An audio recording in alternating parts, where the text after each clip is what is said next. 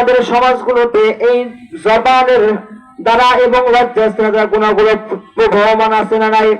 আল্লাহ রাব্বুল আলামিন আমাদের জবানকে সঠিক জায়গায় সঠিকভাবে প্রয়োগ করার তৌফিক দান করেন। সকলে আল্লাহুম্মা আমিন। আল্লাহ রাসূল সাল্লাল্লাহু আলাইহি সাল্লামকে সাহাবায়ে কিরামেরা আবার প্রশ্ন করেন, ইয়া আল্লাহর রাসূল, আমরা তো জানতে পারলাম কাল কঠিন কিয়ামতের ময়দানে মানুষ জবান আর লজ্জা স্থানের কারণে বেশি বেশি জাহান্নামে যাবে। তাহলে এবার আমাদেরকে জানান, আমরা কোন কাজ করার কারণে বেশি বেশি জান্নাতের মধ্যে প্রবেশ করতে পারবো?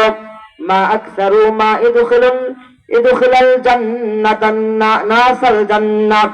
ইয়া আল্লাহর রাসূল, আমরা কাল কঠিন কিয়ামতের ময়দানে কোন কাজ করার কারণে বেশি বেশি জান্নাতের মধ্যে প্রবেশ করতে পারবো? আল্লাহ রাসূল সাল্লাল্লাহু আলাইহি সাল্লাম তাদের প্রশ্নের উত্তরে বললেন, হুসনুল খুলুক, অর্থাৎ উত্তম চরিত্রের কারণে মানুষ কাল কঠিন কিয়ামতের ময়দানে বেশি বেশি জান্নাতে যেতে পারবে। আল্লাহ রাসূল যখন আর একটা বললেন, দ্বিতীয় প্রশ্নের উত্তরে বললেন, তাকওয়াল্লাহ, আল্লাহ রাব্বুল আলামিনের তাকওয়া, যে ব্যক্তির ভেতর তাকওয়া থাকবে এবং হুসনুল খুলুক হবে, অর্থাৎ দুইটা শব্দের মধ্যে একটা রিলেটিভ ভাব, যে ব্যক্তির মধ্যে তাকওয়া থাকবে সেই ব্যক্তির চরিত্রটা এমনিতে হুসনুল খুলুকে পরিণত হবে।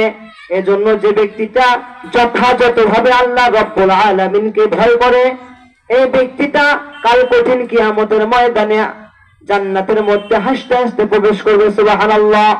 এবং যে ব্যক্তির চরিত্রটা হুসনুল খুলুকে পরিণত হবে, উত্তম হবে, সুন্দর হবে, এই ব্যক্তিটাও কাল কঠিন কিয়ামতের ময়দানে হাসতে হাসতে জান্নাতের মধ্যে প্রবেশ করবে। সুবহানাল্লাহ। এখন যে ব্যক্তির চরিত্রটা সুন্দর হবে, এই ব্যক্তিটা, এই মানুষটা তার সুন্দর চরিত্রের কারণে, তার চরিত্রের কারণে সে তার মর্যাদায় ফেরেশতাদের থেকেও অনেক উঁচু মর্যাদায় চলে যাবে। সুবহানাল্লাহ।